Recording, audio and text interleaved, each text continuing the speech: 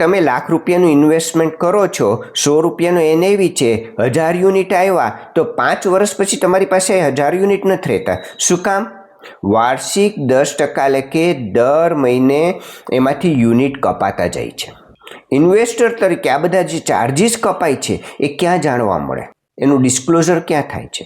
તો તમે participating, non participating કે યુલિપ સ્કીમ લ્યો તો એમાં તમને સ્કીમ બેનિફિટ સમરી આપવામાં આવે.